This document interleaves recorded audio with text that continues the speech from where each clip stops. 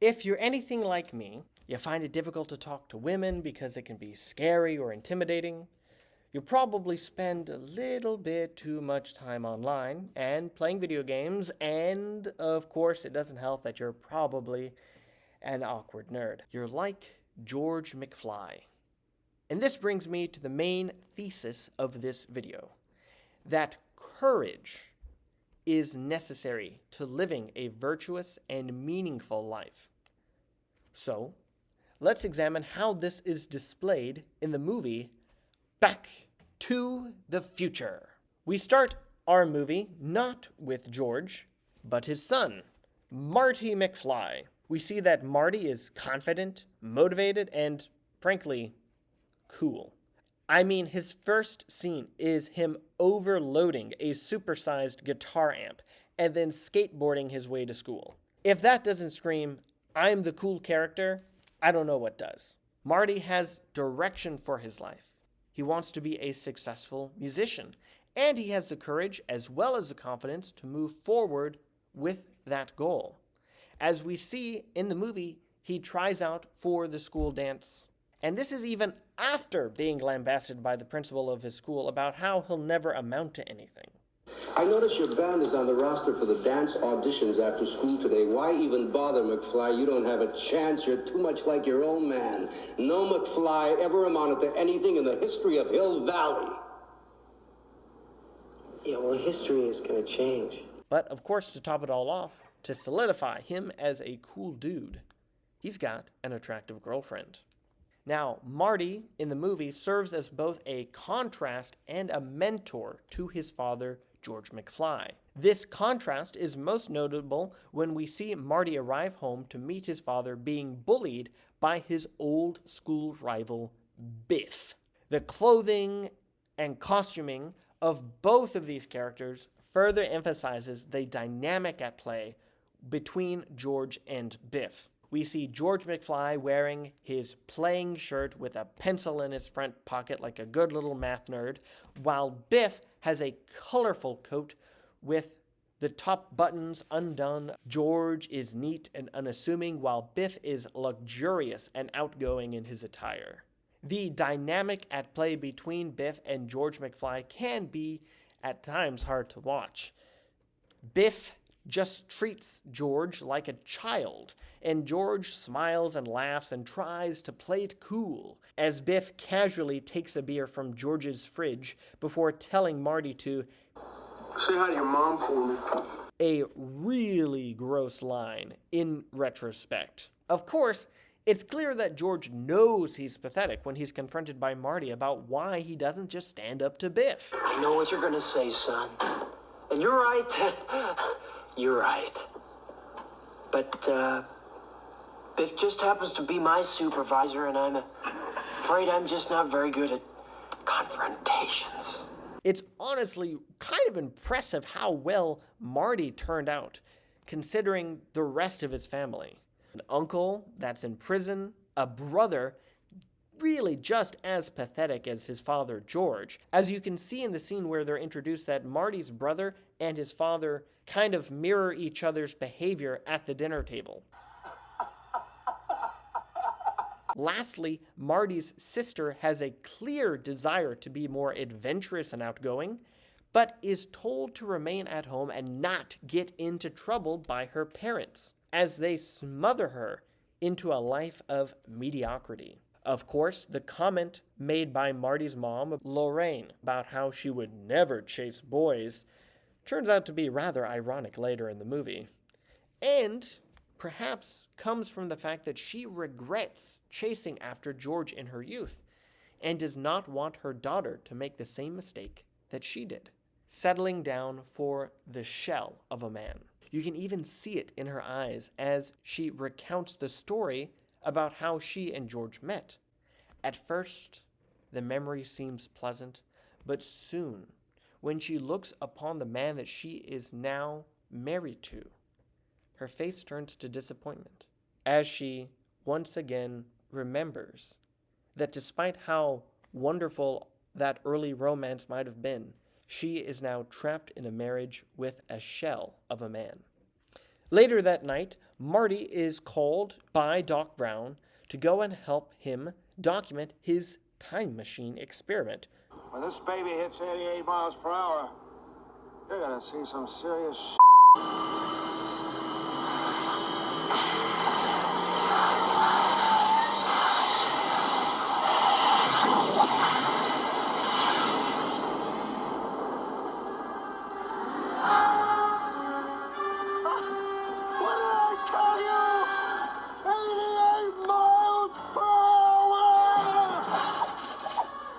After Doc Brown gets shot by the Libyan nationalists for stealing their plutonium, Marty, in a panic, accidentally activates the time machine and jumps back to 1955.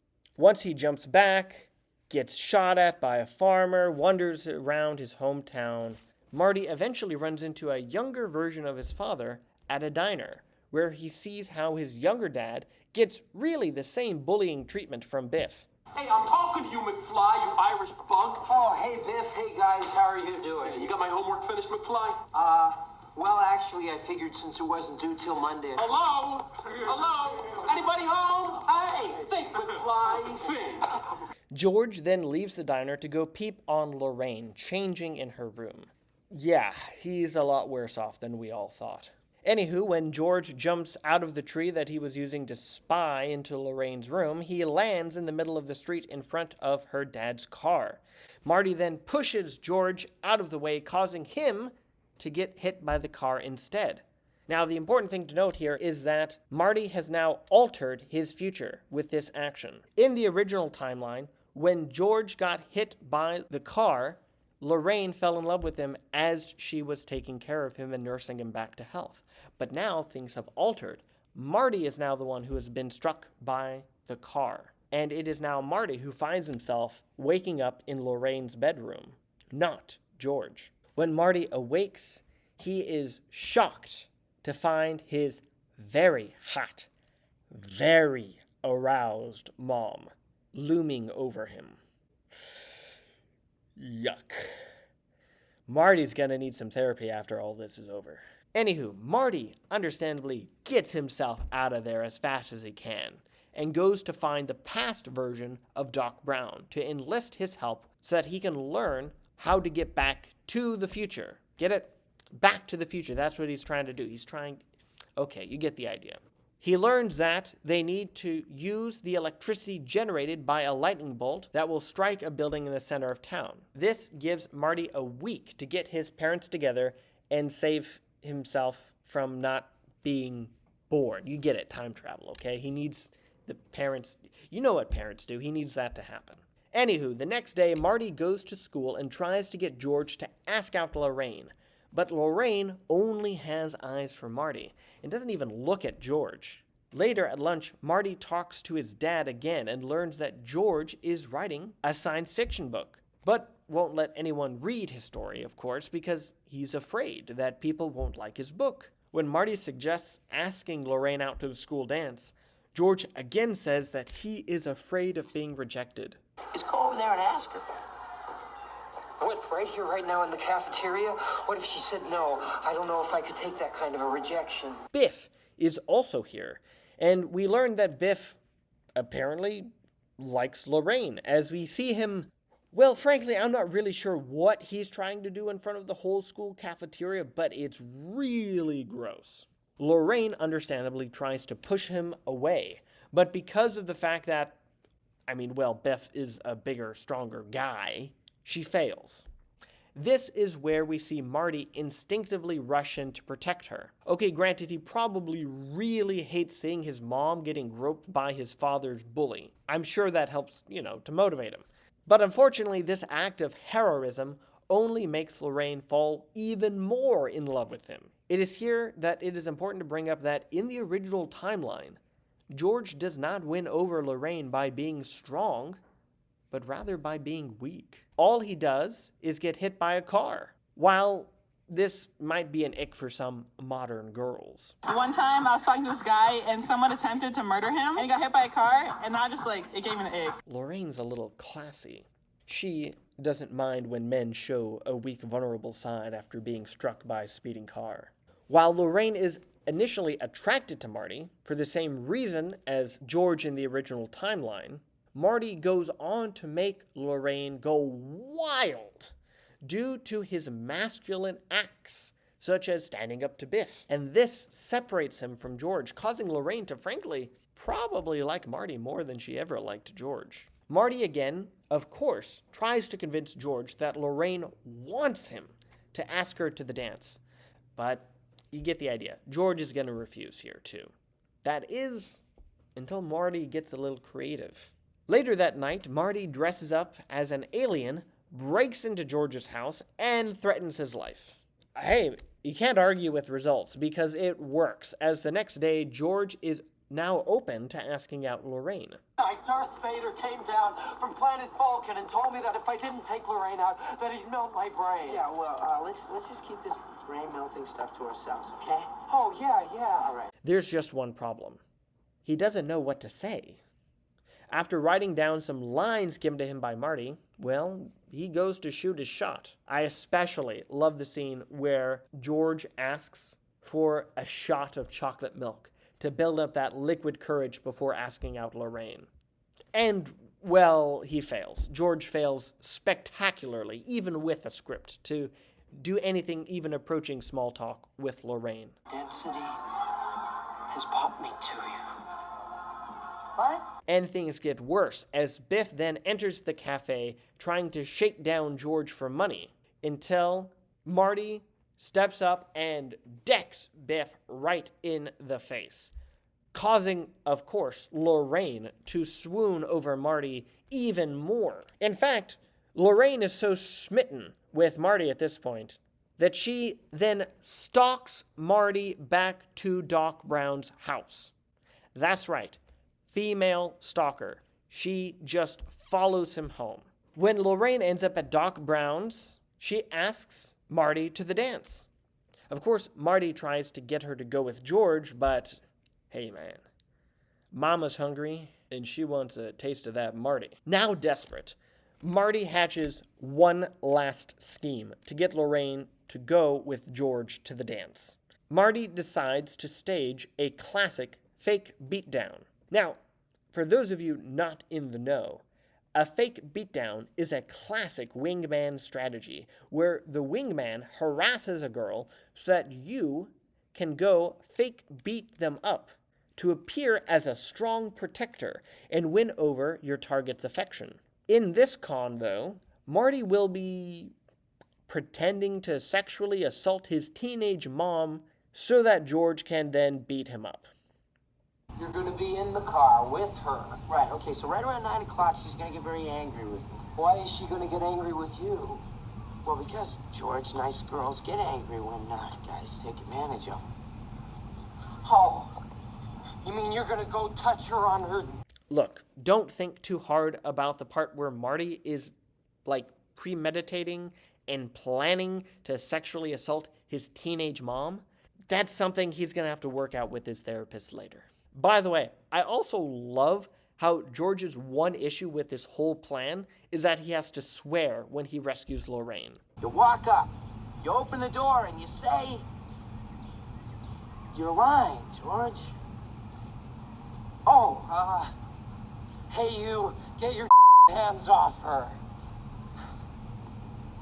You really think I ought to swear? Yes, definitely, George, swear. I don't know, maybe we could do a follow-up video where I talk about the potential ethical issues of swearing and fighting to try and impress women. Leave a comment below if you want to see that video. Well, the night of the dance arrives and Marty pulls up to the school in his car with Lorraine. But Lorraine ends up putting the moves on Marty and plants a kiss right on him.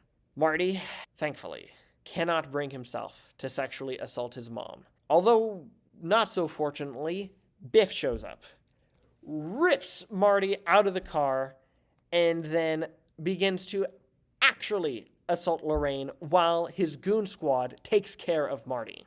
Now, of course, George hears this commotion and he expects to find the easy target of Marty, but instead he finds a Goliath, Biff, the man who has pushed him around his whole life, the man who George has always obeyed out of fear.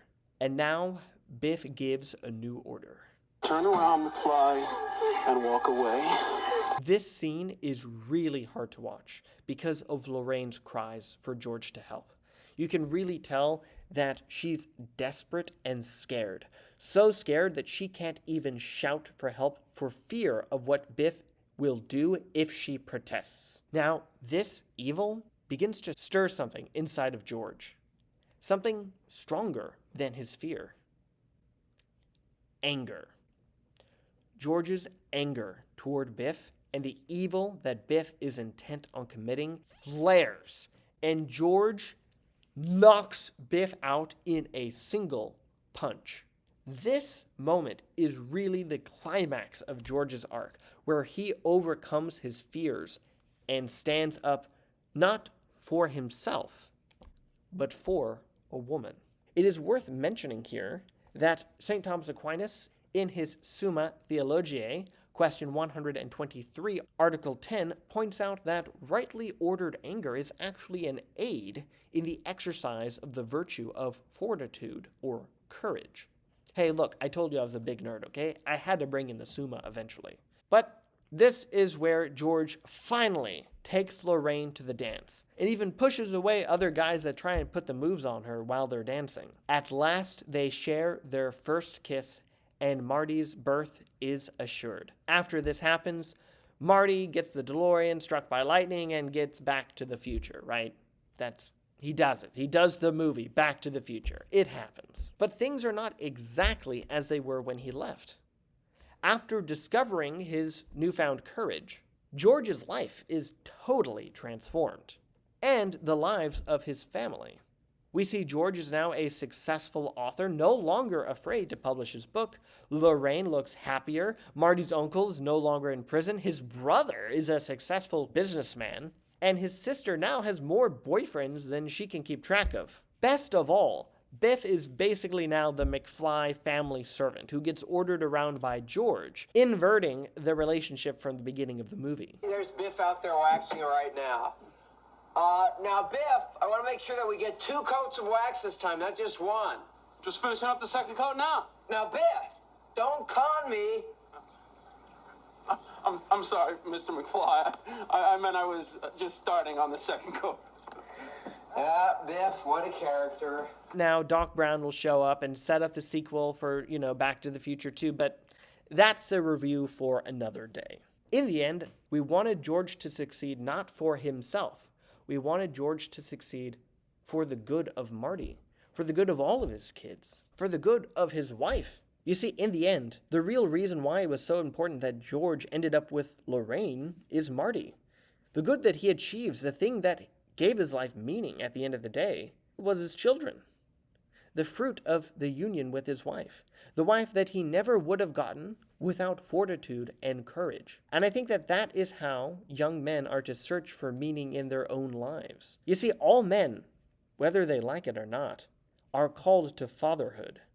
Either that's going to be a natural fatherhood or a spiritual fatherhood, but it will be a fatherhood nonetheless. And the path toward that fatherhood is going to be a hard one. Whether you end up ordained as a priest or married as a husband, the path of fatherhood requires fortitude to achieve and fortitude to successfully live out. George teaches us that we need to be courageous so that we can actually do what we're here on this earth to do.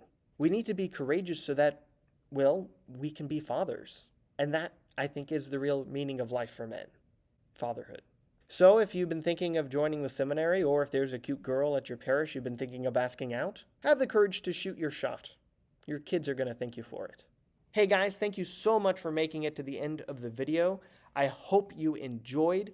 Please don't forget to leave a like and to subscribe for more videos like this one. And if you would like to suggest any other movies that I might review, go ahead and leave that down in the comments below. And again, thanks for watching.